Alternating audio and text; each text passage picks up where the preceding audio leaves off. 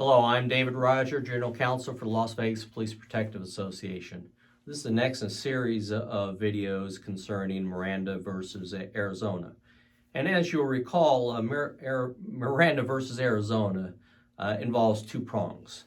One is whether the person is in custody. If the person's not in custody, Miranda doesn't apply. And two, whether you are interrogating the person. And you'll recall that you have to have two prongs in order for Miranda to apply. It must be a custodial interrogation.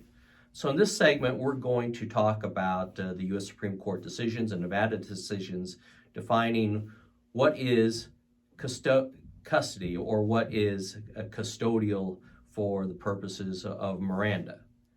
And the definition is twofold. One is if the person is formally under arrest, then obviously the person is in custody. However, there are situations where the person is not under arrest, but it is still custodial for purposes of Miranda. And the U.S. Supreme Court in 1977 discussed this issue in Oregon versus Matheson. And in that case, the U.S. Supreme Court explained that a person is in custody for Miranda's purposes is one, if the person is under formal arrest, or two, there is a restriction on a person's freedom as to render him in custody. And so that is obviously fact-specific. The U.S. Supreme Court later, in that case, as well as in Stanford versus California, a 1994 decision, explained that the test is an objective test. Would a reasonable person feel free to leave? And understand that it is an objective test and not a subjective test. And so regardless of what the suspect may feel, the courts are going to look at whether there are objective indicia of arrest. Or put differently, is there objective evidence that a reasonable person would feel free to leave? Because if a reasonable person would feel free to leave, then the person is not in custody. If there are factors which suggest that an objectively reasonable person would feel they were not free to leave, then the courts would likely determine that the person is in custody, in which case Miranda would apply. There are several factors that were outlined, at least in Nevada, concerning when would an objectively reasonable person feel that they are free to leave or not free to leave. And the case that is discussed most frequently is Alward, A-L-W-A-R-D versus State, a 1996 Nevada Supreme Court case. And the court explained that there isn't one factor that is determinative, but the court looks at all of the circumstances of each case. But here are a few factors.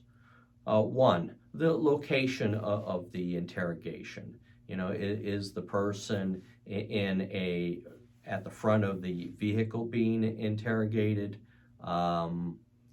Is the person at his or her home? Is the person at a police area command in an interview room? Two, is the person the focus of the investigation? Three, and this is kind of almost a catch-all, are there objective indicia of arrest? And then fourth, the length and the form of the questions. Remember that you always have your body camera on, and so you can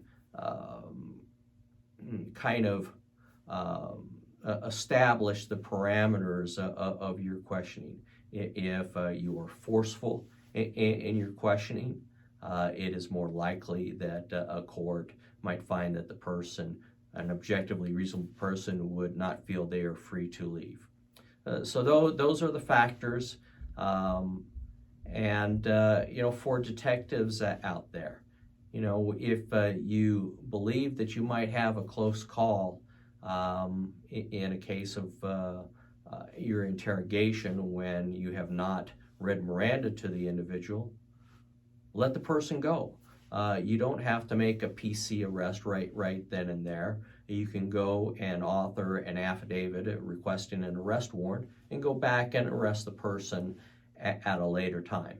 That may not be an option for patrol officers, but for PD detectives, robbery detectives, homicide detectives, if you have the person's identity and you know that other people are not going to be at risk, let them go and come back the next day or 2 days later with an arrest warrant and arrest them.